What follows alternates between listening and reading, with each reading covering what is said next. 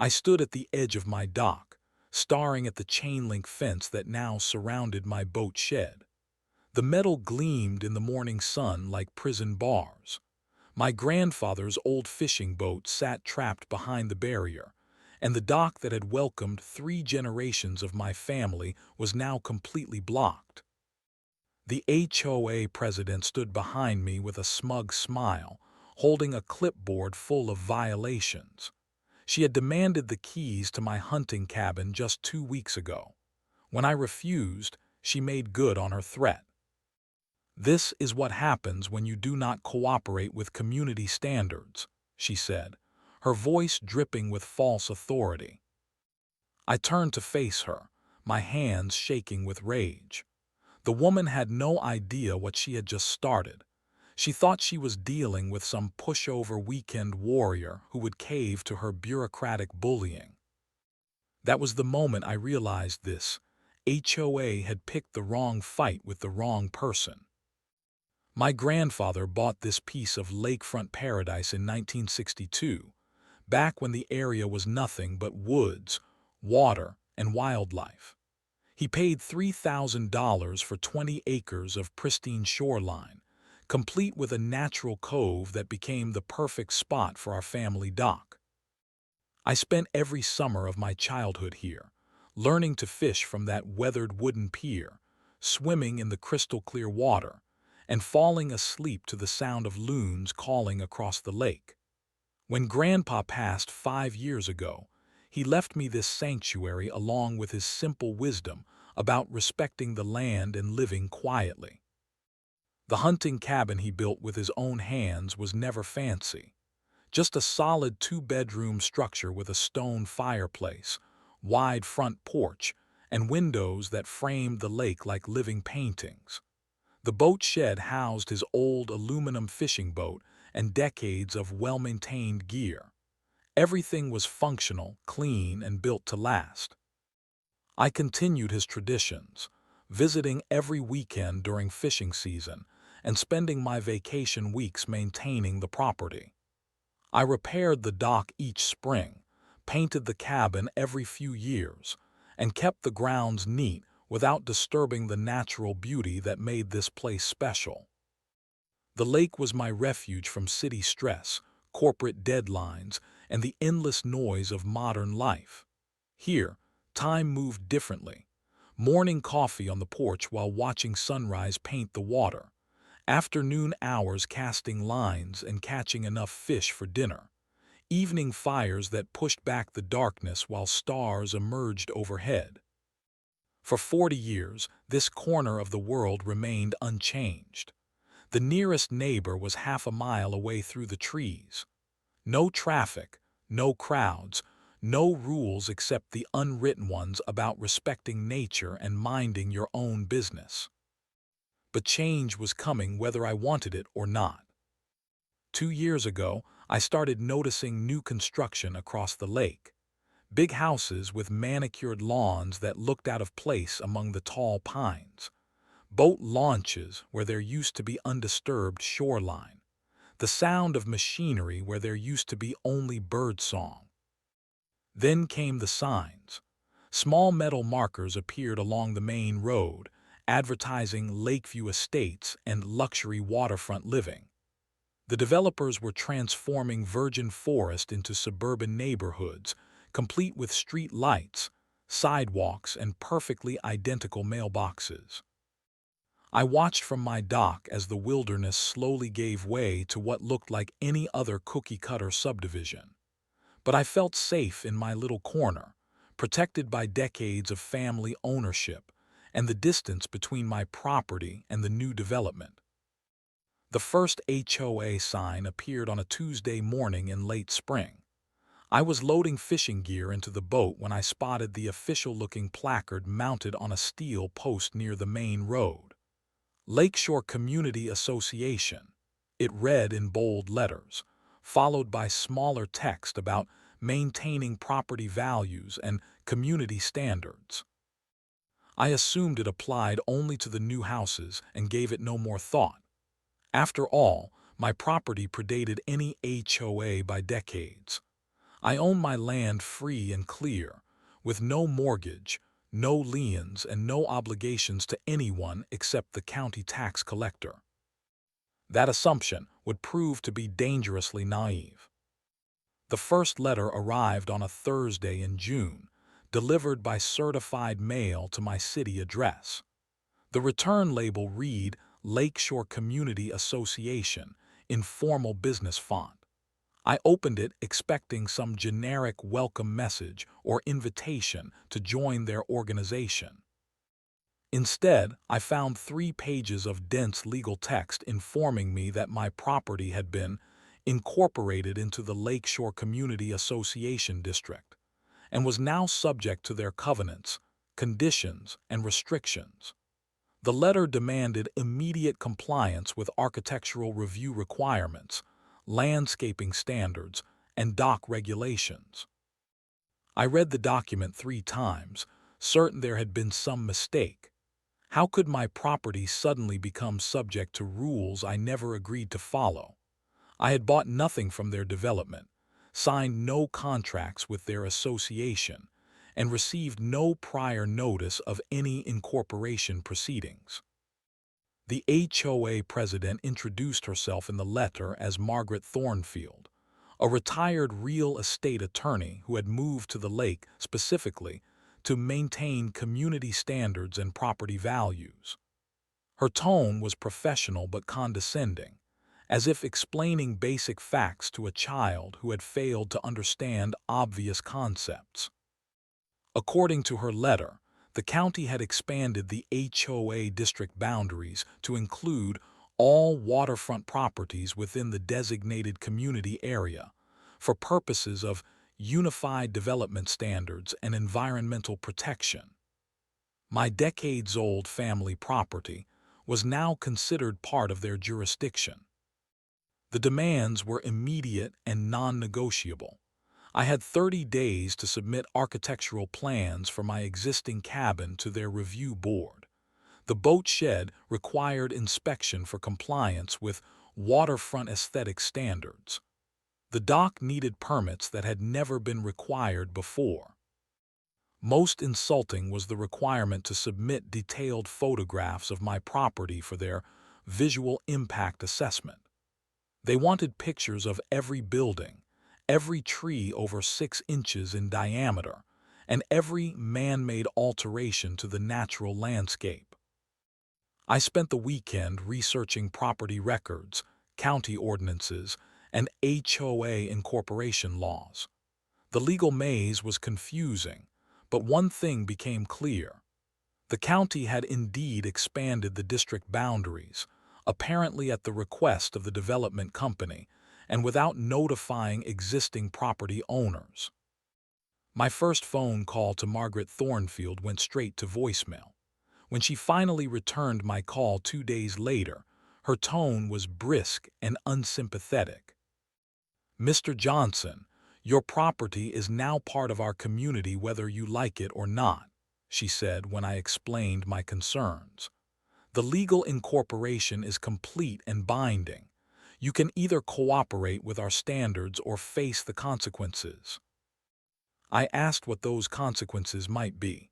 Her answer chilled me to the bone. "Fines, liens, and legal action to bring your property into compliance.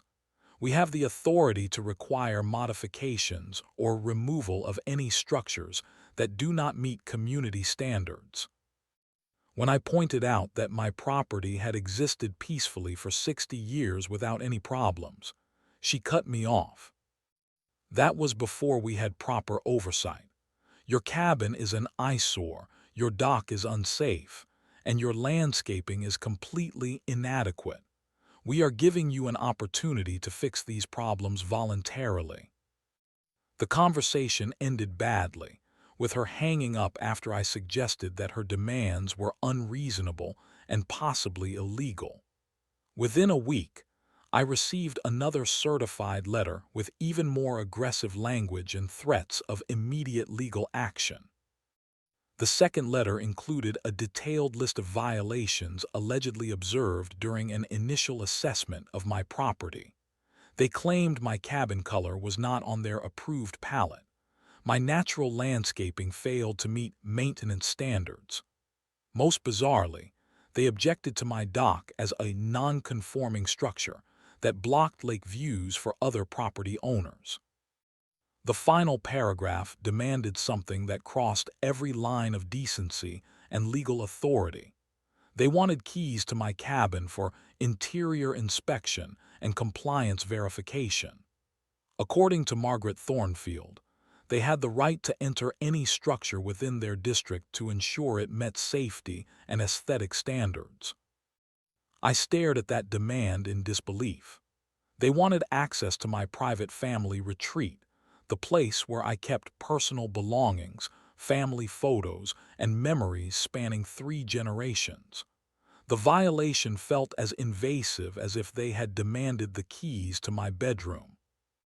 That night, I made my first call to a property rights attorney. Attorney Sarah Mitchell specialized in property rights and HOA disputes. During our first meeting, she reviewed my situation with growing concern and barely concealed anger.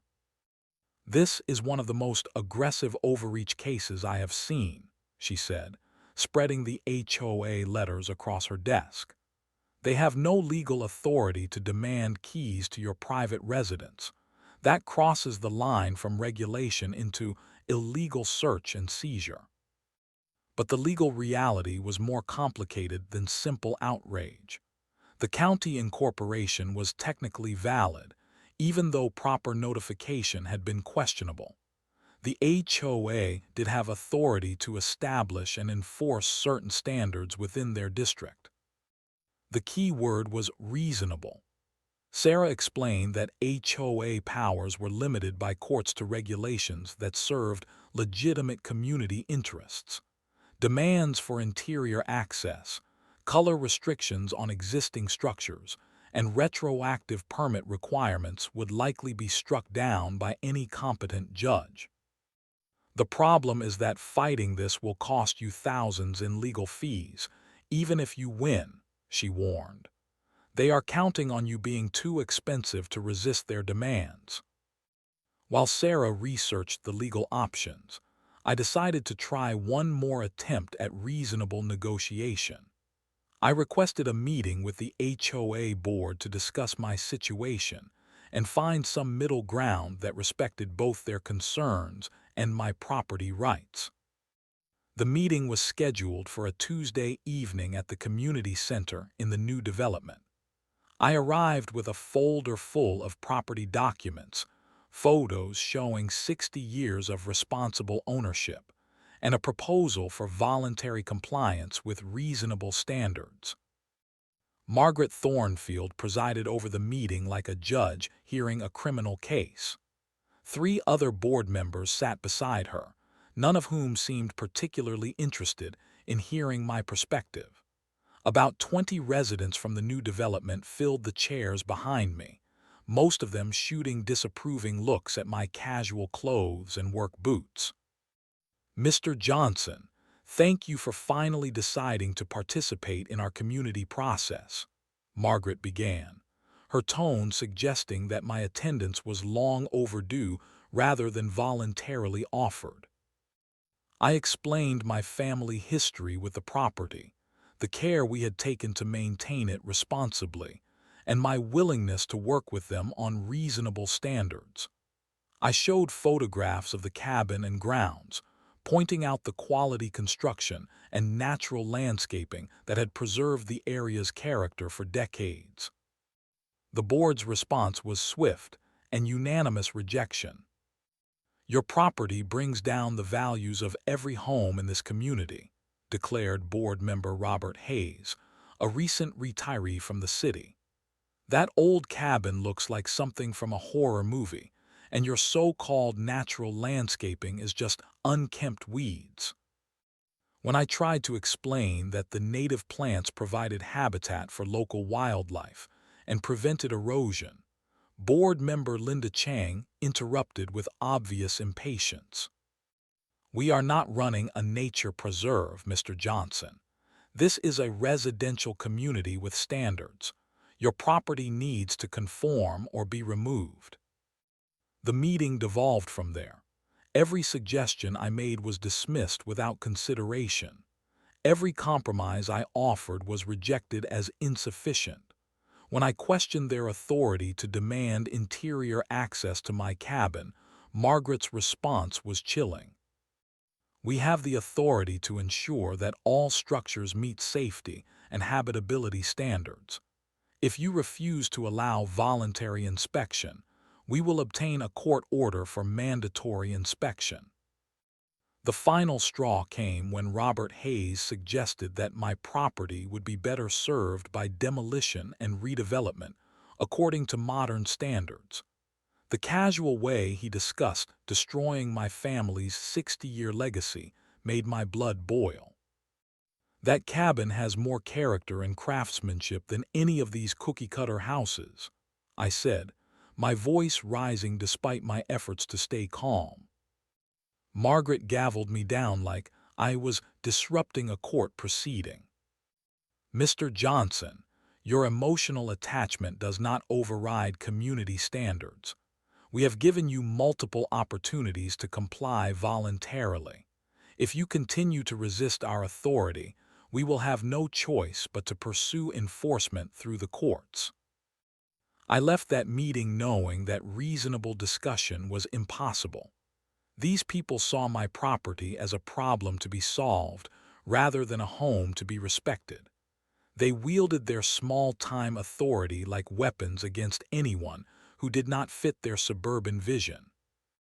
2 days later, I received another certified letter with the most outrageous demand yet. The HOA was claiming that my boat shed violated waterfront setback requirements and would need to be relocated or demolished. They also declared that my dock extended too far into the lake and blocked navigation routes for other property owners. Both claims were demonstrably false. My boat shed sat well within my property lines, and my dock was shorter than several others visible from my shoreline. But facts seemed irrelevant to people determined to assert their control over every aspect of lakefront life. The letter concluded with an ultimatum. I had 14 days to provide the keys for interior inspection and submit plans for relocating my boat shed. Failure to comply would result in immediate legal action and daily fines of $200. That night I called Sarah Mitchell and told her to prepare for war. I arrived at the cabin on Friday morning to find my worst nightmare in progress. A crew of workers was installing an 8-foot chain-link fence in a perfect rectangle around my boat shed. The fence cut directly across my own property, blocking access to the shed and completely encircling the building like a prison yard. My heart pounded as I parked the truck and approached the work site. The crew foreman, a middle-aged man in a hard hat, looked up from his clipboard as I walked over. "Excuse me, what exactly are you doing on my property?" I asked, trying to keep my voice level despite the rage building inside me. "Installing a barrier fence per HOA work order," he replied, showing me an official-looking document. "Property violation containment until compliance issues are resolved." I stared at the paper in disbelief. The work order was signed by Margaret Thornfield and claimed authority under emergency enforcement provisions of the HOA covenant. According to the document, my boat shed was being secured pending relocation or demolition to bring property into compliance.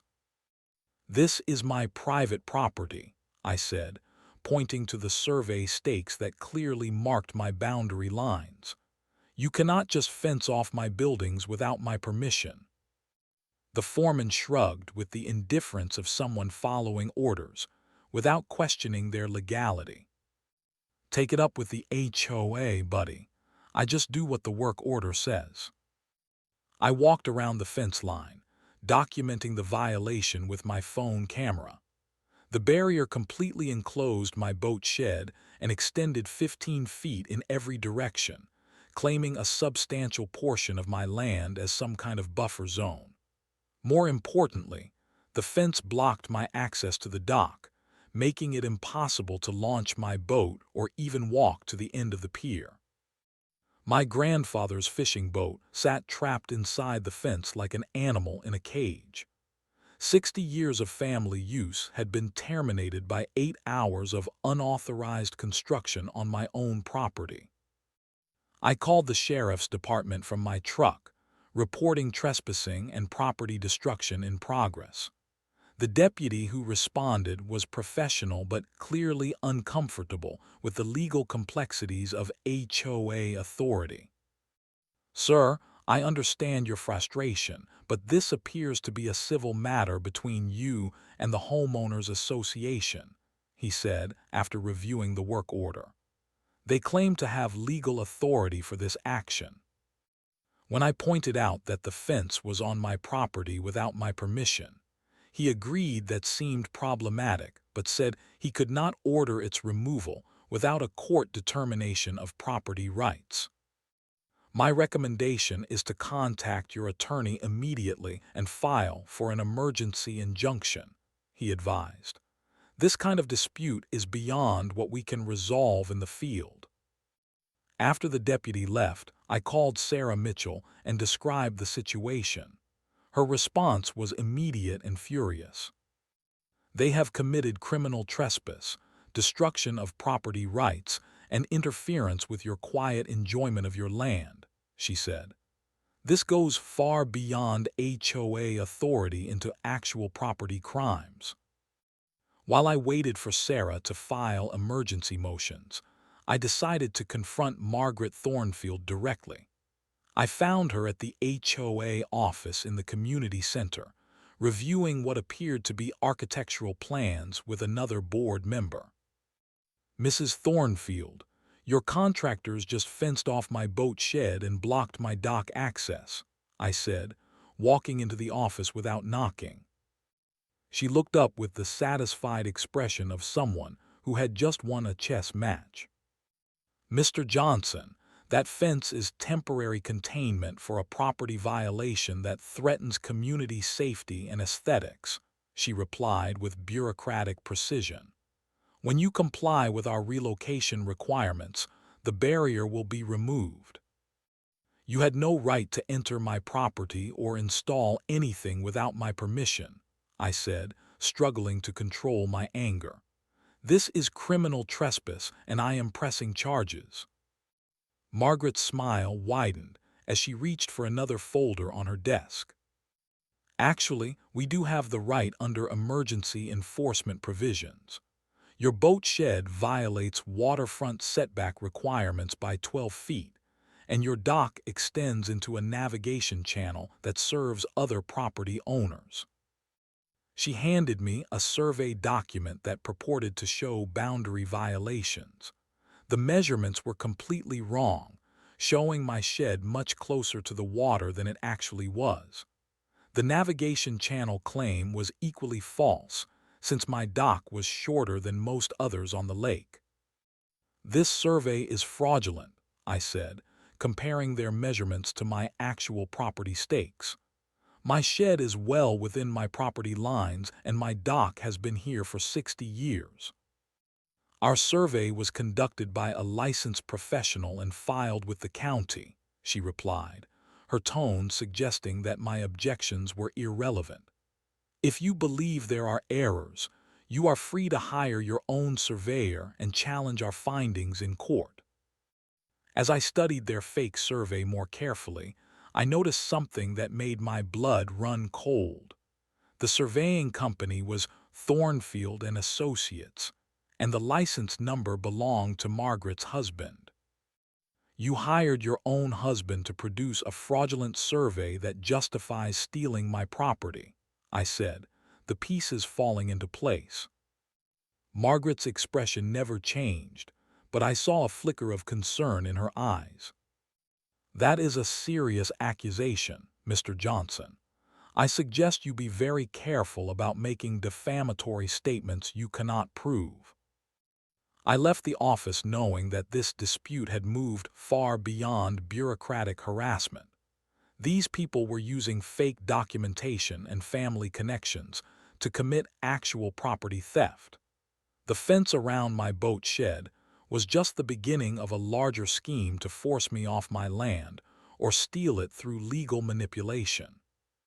That evening, I sat on my porch staring at the chain-link barrier that now scarred my family's sanctuary. The fence gleamed in the setting sun like a metallic insult to 60 years of peaceful coexistence with the lake.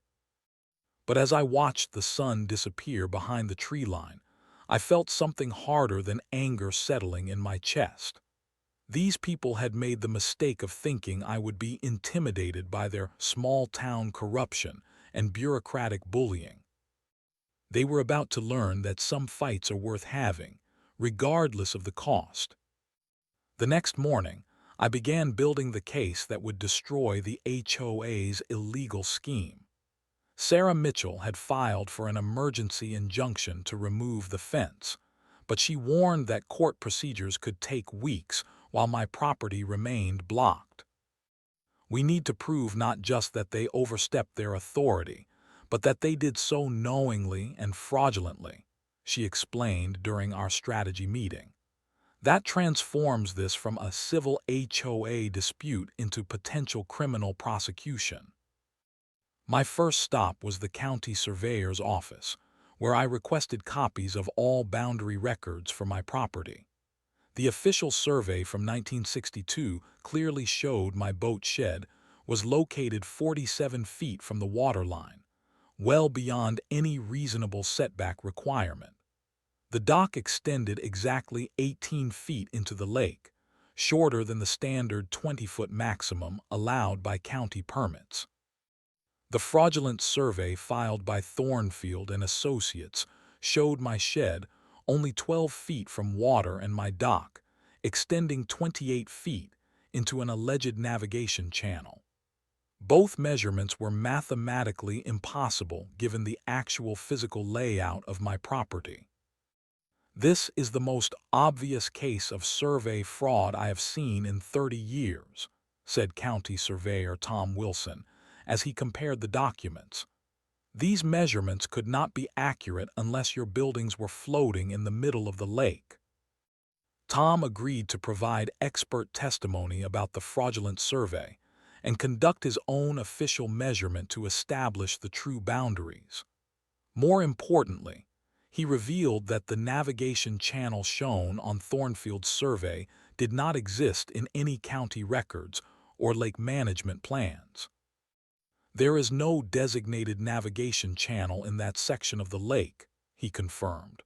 Private docks are regulated by length, not by imaginary shipping lanes. My next investigation focused on the contracting company that installed the fence. Barrier Solutions, LLC was owned by Robert Hayes, the same board member who had suggested demolishing my cabin. Their business license showed Margaret Thornfield as the registered agent, meaning she had legal authority to sign contracts on behalf of the company. The web of financial relationships was becoming clear. Margaret hired her husband to produce fraudulent surveys, then used those surveys to justify hiring Robert's company for enforcement actions. They were using HOA authority to funnel money between their own businesses while seizing control of property that did not belong to them. Sarah subpoenaed the HOA's financial records and discovered that Barrier Solutions had received over $40,000 in HOA contracts during the past year. Most of these payments were for emergency enforcement actions that required no competitive bidding or board approval beyond Margaret's signature. This is a textbook case of self-dealing and corruption, Sarah explained. They are using their official positions to enrich themselves through fake emergencies and fraudulent enforcement. The deeper we dug, the more corruption we uncovered. The architectural review process was designed to force property owners into expensive modifications performed by board-connected contractors. The inspection requirements were tools for harassment that generated daily fines until owners surrendered to their demands. Most shocking was the discovery that 3 other long-time property owners had been forced to sell their land to the development company after facing similar harassment campaigns. Each case followed the same pattern: fake surveys, emergency enforcement, impossible compliance requirements, and escalating fines until the owners gave up and accepted buyout offers. I interviewed 2 of these displaced families and heard identical stories of bureaucratic terrorism designed to clear out older properties for redevelopment. The HOA was not maintaining community standards. They were systematically stealing land through legal manipulation and corruption. They told us our house was unsafe and would be condemned if we did not bring it up to their standards, explained former neighbor Janet Pierce. The required modifications would have cost more than the house was worth, so we had no choice but to sell. Janet's property had been bulldozed within a month of the sale, replaced by one of the cookie-cutter mansions that now dominated the lake shore. Her family's 40-year history with the land had been erased as completely as if it had never existed. Armed with evidence of fraud, corruption, and systematic property theft, Sarah filed complaints with multiple agencies. The state attorney general opened an investigation into HOA corruption. The county district attorney began reviewing potential criminal charges for survey fraud and conspiracy to commit theft. The local FBI office agreed to investigate the pattern of fraudulent surveys and forced property sales as potential organized criminal activity. When federal agents raid an HOA office, it sends a message that small-time corruption has serious consequences. But the most satisfying moment came when Sarah filed our civil lawsuit against Margaret Thornfield, Robert Hayes, and the entire HOA board. The complaint demanded treble damages for fraud, punitive damages for intentional property interference, and complete dissolution of the HOA due to systematic corruption. "We are not just fighting for your property rights," Sarah explained as we reviewed the filing. "We are dismantling a criminal enterprise that has been terrorizing property owners for years." The lawsuit also named the development company that had incorporated the expanded HOA district. Their involvement in the scheme to clear out older properties exposed them to liability for conspiracy and racketeering charges. As word of the investigation spread through the community, other property owners began coming forward with their own stories of HOA harassment and corruption. What had started as my personal fight for family land had become a community-wide rebellion against organized theft. The fence still surrounded my boat shed, but now it stood as evidence in multiple criminal investigations rather than a symbol of their authority. Every day it remained in place was another day of documented federal crimes that would ultimately destroy everyone involved in the scheme. Justice was coming, and it would be thorough. The first crack in the HOA's fortress came on a Wednesday morning when federal agents executed search warrants at Margaret Thornfield's home, Robert Hayes's business office, and the HOA Community Center. Watching FBI investigators carry boxes of evidence from the building where I had been dismissed and threatened felt like the first sunrise after a long, dark night. Sarah received a call from the county clerk within hours of the raids. The emergency injunction to remove the fence had been granted, with immediate enforcement ordered by the sheriff's department. More importantly, all HOA enforcement actions were suspended pending completion of the federal investigation. The judge was not amused by the evidence of survey fraud and self-dealing, Sarah reported with obvious satisfaction. She described their actions as a clear abuse of governmental authority for personal enrichment.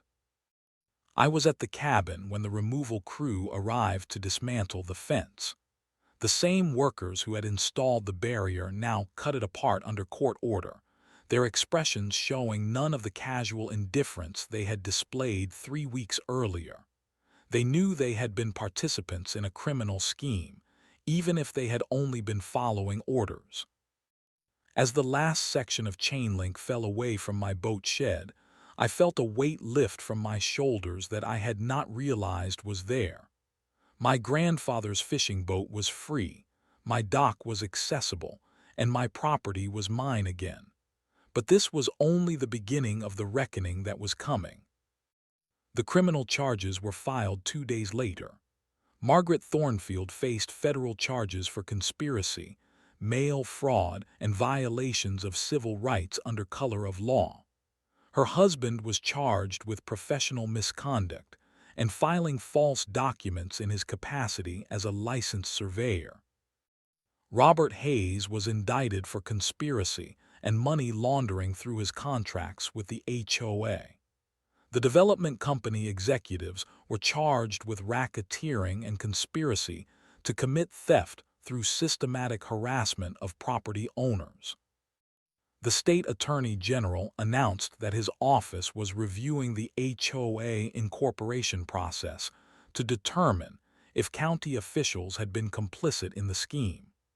The possibility of corruption reaching into government offices added another layer of potential prosecutions.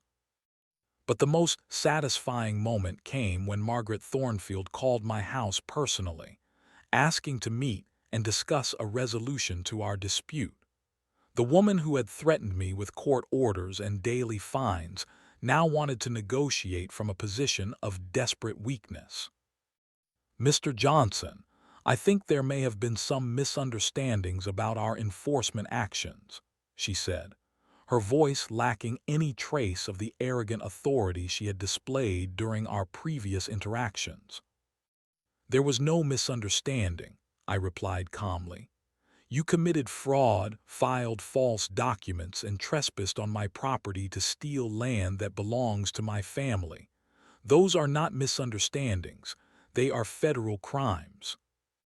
She tried to suggest that the fence installation had been a mistake made by overzealous contractors, but I cut her off before she could complete the lie. "Mrs. Thornfield, you signed the work order personally and hired your husband to produce fraudulent surveys. You created fake emergencies to justify paying your board member's company with HOA funds. Everything you did was intentional and criminal." The call ended with her begging me to consider a settlement that would avoid lengthy court proceedings. I told her to contact my attorney and hung up. Similar calls came from other board members and the development company lawyers. Everyone involved in the scheme suddenly wanted to make deals and avoid prosecution. The federal investigation had transformed their positions from aggressive authority to desperate defendants almost overnight. Sarah fielded dozens of settlement offers, each one more generous than the last. The HOA offered to dissolve voluntarily and pay damages. The development company offered to purchase my property at triple its assessed value. Robert Hayes offered to perform all future property maintenance at no charge for the rest of my life. "They are terrified of going to trial," Sarah explained as we reviewed the latest round of offers. "Federal racketeering charges carry serious prison time, and the evidence against them is overwhelming." But I was not interested in settlements that would allow criminals to escape consequences for their actions. Too many families had lost their homes to this scheme. Too many property owners had been terrorized into submission by fraudulent authority. "We go to trial," I told Sarah. "These people need to face full consequences for what they did, and other communities need to see that HOA corruption has serious legal penalties." The criminal trials were scheduled for the following spring, giving prosecutors time to build cases that would ensure convictions. In the meantime, the civil lawsuit proceeded with discovery that revealed even more evidence of systematic corruption and property theft. The fence was gone, but the real victory was still coming. Spring arrived early that year, bringing with it the trials that would finally deliver justice for years of corruption and harassment. I sat in the federal courthouse watching Margaret Thornfield take the oath before testifying in her own defense, her confident authority replaced by the desperate demeanor of someone facing serious prison time. The prosecution methodically dismantled every lie the HOA had used to justify their actions. Expert witnesses confirmed that the surveys were fraudulent, the setback violations were imaginary, and the navigation channels existed only in documents created to support property theft. Financial records showed a clear pattern of self-dealing and corruption. Margaret had used HOA authority to funnel over $200,000 in contracts to businesses owned by her husband and fellow board members. The emergency enforcement actions were designed to create crises that justified expensive solutions provided by their connected companies. Most damning was the testimony from other property owners who had been forced to sell their homes under similar harassment campaigns. The jury heard story after story of fake violations, impossible compliance requirements, and escalating fines designed to drive families from land they had owned for decades. When the verdicts were announced, the courtroom was packed with current and former Lake residents who had suffered under HOA tyranny. Margaret Thornfield was convicted on all charges and sentenced to 4 years in federal prison. Her husband lost his surveying license and received 18 months for professional misconduct. Robert Hayes was sentenced to 3 years for conspiracy and money laundering. The development company executives received similar sentences, and their corporation was fined $5 million for operating a criminal enterprise. But prison sentences were only part of the justice delivered that spring. The civil lawsuit resulted in a unanimous jury verdict that awarded me treble damages for the fraudulent survey, punitive damages for intentional property interference, and complete reimbursement for all legal costs.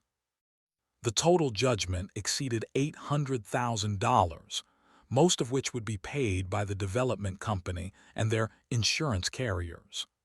More importantly, the court ordered complete dissolution of the HOA and voided all enforcement actions taken during the period of criminal activity. 3 other families whose properties had been stolen through fraudulent enforcement received similar judgments that totaled over $2 million. The development company was forced to repurchase their land at current market values and pay additional damages for the emotional distress of losing family homes. The broader impact extended far beyond our lake community. The state legislature passed new laws requiring independent oversight of HOA incorporation and strict penalties for self-dealing by board members. Counties were required to provide proper notification before expanding HOA jurisdictions, and property owners gained new rights to challenge fraudulent enforcement actions.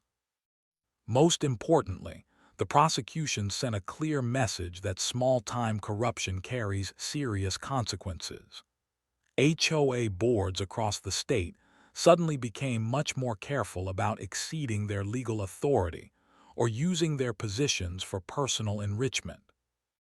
On a quiet Saturday morning 6 months after the trials ended, I sat on my dock with my grandfather's old fishing rod, watching the sunrise paint the lake in shades of gold and pink. The boat shed stood undamaged where it had always been, 47 feet from the waterline, exactly where my grandfather had built it 60 years ago. The fishing was as good as ever, Maybe better now that the stress of legal battles no longer clouded my enjoyment of this peaceful sanctuary. Loons still called across the water in the early morning hours, and eagles still nested in the tall pines that bordered my property. But the most satisfying sight was the "for sale" signs that now marked the empty lots where the HOA community center once stood. The criminal convictions had triggered a mass exodus from the development, as property values collapsed and residents fled the stigma of living in a community built on corruption and theft. My family's land remained exactly as my grandfather had intended it to be, a quiet refuge where the only rules were respect for nature and consideration for others. The lake belonged to the wildlife again, and the sound of lapping water had replaced the noise of bureaucratic harassment. The fight had cost me 8 months of peace and nearly $50,000 in legal fees, but it had been worth every dollar and every sleepless night. Sometimes the most important battles are the ones fought not for what you might gain, but for what you refuse to lose. 3 generations of my family had found sanctuary on this piece of lakeshore paradise. With any luck, 3 more generations would have the same opportunity, protected by the legal precedents we had established, and the understanding that some things are worth fighting to preserve. Justice had been served, lessons had been learned, and the lake was peaceful once again.